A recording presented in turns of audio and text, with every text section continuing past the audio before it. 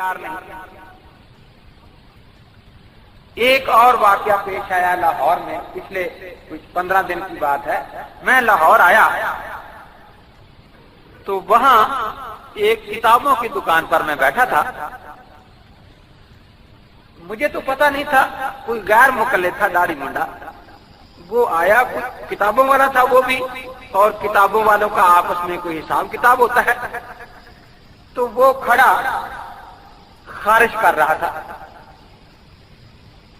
تو وہ حنفی دکاندار کہنے لگا کہ آپ نماز پڑھیں جب بھی ہاتھ اپنے مذہب پر ویسے کھڑے ہوں، جب بھی اپنے مذہب پر ہاتھ رکھتے ہیں یہ کہیں بھاگ تو نہیں جائے گا۔ اس نے جب یہ بات کی تو میری توجہ بھی ہوئی، میں نے کہا یہ کوئی غیر مقلد ہوگا جس کو یہ بات کہی ہے۔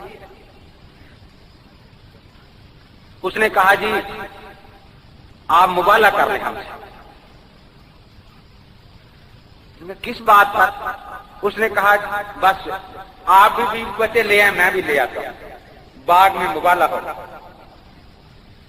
میں نے کہا کہ اکاڑے میں مبالغہ ہوا تھا حافظ محمد شفیع بریلوی اور مولوی محمد عبداللہ غیر مقلد کے درمیان 2 مہینے کی مدت رکھی تھی، نہ اس کے سر میں درد ہوا نہ اس کے سر میں درد ہوا۔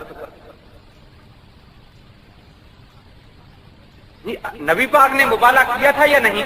میں نے کہا اللہ کے نبی پاک تک کنیکشن تھا نا اللہ تعالیٰ سے۔ ہمارے پاس تو ایسی اتھارٹی نہیں کہ ہم ضرور کوئی دعا قبول کروا لیں گے اللہ تعالیٰ سے۔ میں نے کہا یہ پہلے فیصلہ کر لو، مبالغے کا مطلب ہے اللہ تعالیٰ سے فیصلہ کروانا۔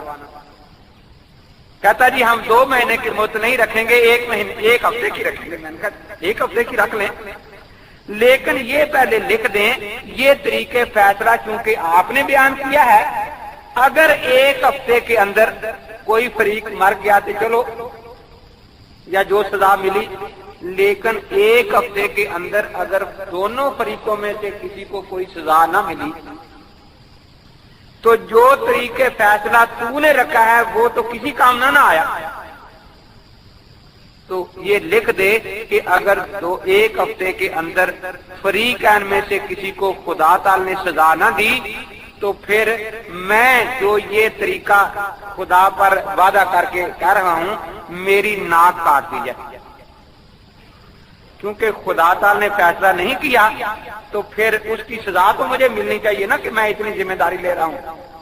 اگر تو اللہ تعالیٰ سے فیصلہ کروا دے 1 ہفتے میں تو تیری مرضی، خدا تعالیٰ کی طرف سے فیصلہ نہ ہوا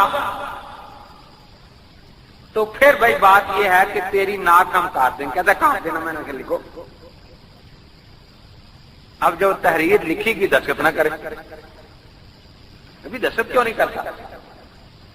جی ہم تو قرآن حدیث کے سوا کوئی بات کسی کی بالکل نہیں مانتے۔ میں نے کہا کہ یہ بھی جھوٹ ہے۔ حدیث پاک پر عمل کرنے کے لیے 3 باتیں ضروری ہیں۔ کتنی باتیں ضروری ہیں؟ پہلی یہ بات کہ یہ پتا چلے کہ یہ واقعی ہمارے پاک پیغمبر صلی اللہ تعالی وسلم کا ایک پاک ارشاد ہے۔ ٹھیک ہے یہ بات یا نہیں؟ دوسرا یہ کہ جو مطلب میری سمجھ میں آیا ہے واقعی حضرت کی پاک مراد بھی یہی تھی۔ تیسرا یہ پتا چلے کہ میں حضرت کے اس پاک حکم کا مخاطب بھی ہوں۔ 3 باتیں ہونی چاہیے۔ 3 باتیں جب تک نہ پائی جائیں حدیث پر عمل ہو سکتا نہیں۔ اب حضرت نبی اقدس صلی اللہ تعالی علیہ وسلم کے پاک باز صحابہ کو یہ تینوں باتیں بیک وقت نصیب ہو جاتی تھی۔ انہوں نے حضرت کی مبارک زبان سے اپنے کانوں سے حضرت کے مبارک الفاظ سن لیے تو انہیں یقین ہو جاتا تھا نا کہ یہ حضرت کا ارشاد ہے۔ یہ تو پہلی بات تھی۔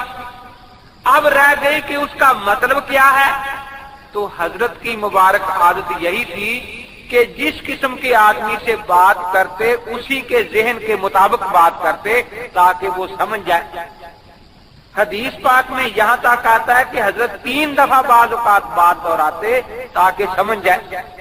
اگر نہیں سمجھ سکا تو پھر وہ پوچھ بھی لیتے تھے کہ حضرت بات سمجھ نہیں آئی اب مجھے سمجھا دیں.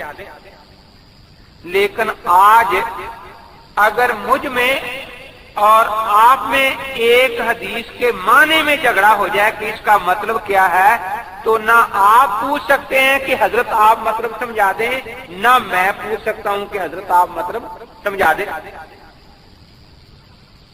تو وہ طریقہ تو نہ رہا. تیسرا یہ کہ ہم اس حدیث کے مخاطب بھی ہوں. اب جب حضرت نبی اکرم صلی اللہ تعالی علیہ وسلم بیت المقدس کی طرف منہ کر کے نماز پڑھا کرتے تھے، اس وقت جو صحابی آئے حضرت نے فرمایا نماز پڑھو، تو بیت المقدس کی حدیث کے وہ مخاطب تھے. اس کے بعد آپ نے بیت المقدس کی طرف، بیت اللہ شریف کی طرف منہ کر کے نمازیں پڑھنی شروع کر دی. اب جو صحابہ آئے حضرت نے اس سے خطاب کیا تو انہیں پتا چلا کہ اب ہم اس حدیث کے مخاطب ہیں. تو وہ علیحدہ علیحدہ زمانہ تھا نا، لیکن ہمیں دونوں حدیثیں ایک ہی وقت مل گئی. حضرت نے تو کچھ مہینے بعد وہ فرمایا تھا نا، لیکن ہمیں ایک ہی صفحے پر لکھی دونوں حدیثیں مل گئی. مسئلہ ہوگا حدیث صحیح ہے یا ضعیف، یہ دیکھنا پڑے گا یا نہیں. تو کیا آپ یہ کہیں گے قال اللہ ھذا حدیث صحیح، کہ اللہ تعالیٰ نے فرمایا ہے یہ حدیث صحیح ہے؟ قال رسول اللہ صلی اللہ علیہ وسلم ھذا حدیث ضعیف، رسول پاک نے فرمایا ہے کہ یہ حدیث ضعیف ہے. کہنے لگے نہیں جی یہ تو میں نہیں ثابت کر سکوں گا. میں نے کہا پھر کون بتائے گا یہ صحیح ہے یہ ضعیف؟ یہ ہمارے مولوی صاحب بتائیں گے. تو میں نے کہا آپ تو کہتے ہیں کہ ہم خدا اور رسول کے سوا کسی کی بات نہیں مانتے، تو اب آپ اپنے مولوی کو خدا مانیں گے یا رسول مانیں گے؟ اب وہ بیچارہ خاموش. میں نے کہا اب یہاں ایک بات سمجھیں، دو حدیثیں آ گئی، ایک رفع دین کرنے کی ایک نہ کرنے کی.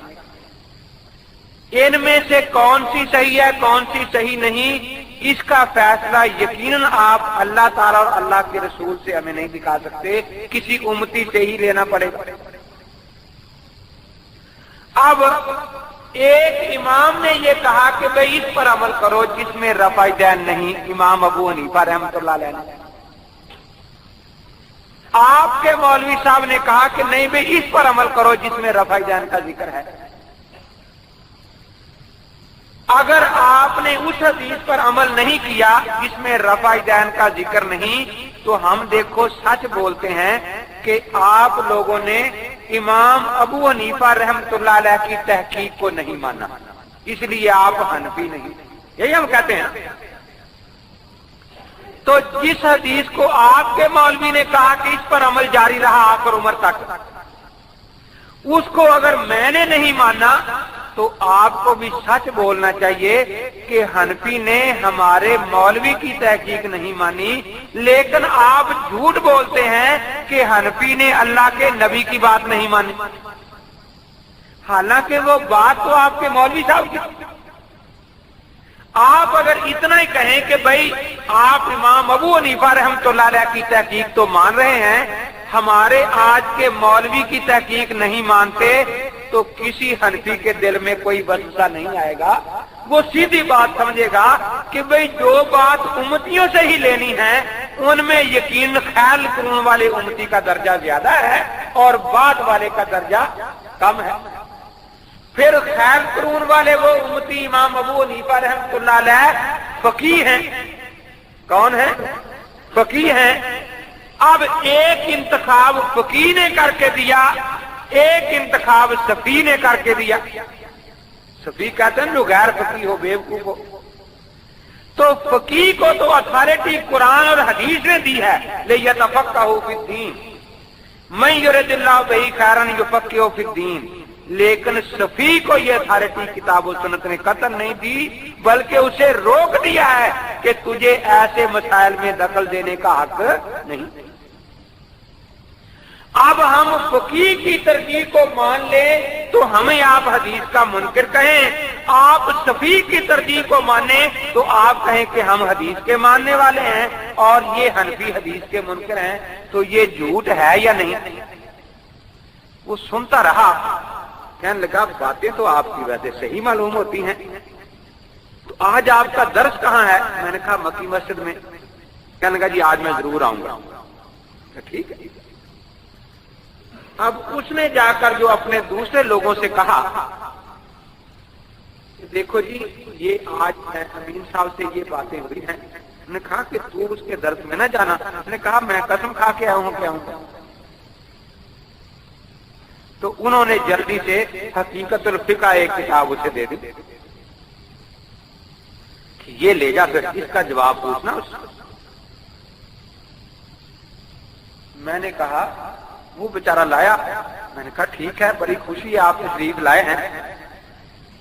اس ساری کتاب میں اس نے 3-4 آیتیں لکھی ہیں اور ان چاروں آیتوں کا مطلب غلط بیان کیا ہے۔ اس میں اس نے زور یہ دیا ہے کہ رائے نہیں ماننی چاہیے، لیکن جو اس نے قرآن کا مطلب بیان کیا ہے وہ بھی اپنی رائے سے، جو حدیثوں کا مطلب بیان کیا ہے وہ بھی اپنی رائے سے، جو علماء کے اقوال کا مطلب بیان کیا ہے وہ بھی اپنی رائے سے۔ تو یہ تو لکھنے والا سر سے لے کر پاؤں تک رائے میں ڈوبا ہوا ہے اور کہتا ہے کہ رائے ماننی نہیں۔ فرق یہ ہے کہ یہ فقیہ کی رائے نہیں مانتا، صفی کی رائے مانتا ہے۔ پھر اس کے چند حوالے میں نے اسے دکھائے کہ دیکھو یہ غلط ہے، بڑا متاثر ہوا، کہنے لگا کہ مولوی صاحب ہم تو حدیث کا لفظ سن کر ان کے ساتھ جڑ جاتے ہیں، یہ تو آج پتہ چلا کہ یہ لوگ قرآن کا مطلب بھی اپنی رائے سے کرتے ہیں اور اپنے بنائے ہوئے مطلب کا نام انہوں نے قرآن رکھا ہوا ہے، اپنے گڑے ہوئے مطلب کا نام انہوں نے حدیث رکھا ہوا ہے، اپنے گڑی ہی بات کا نام پیرانے پیر رحمت اللہ کی بات رکھا ہوا ہے۔ میں نے کہا آپ بات تو سمجھ گئے ہیں؟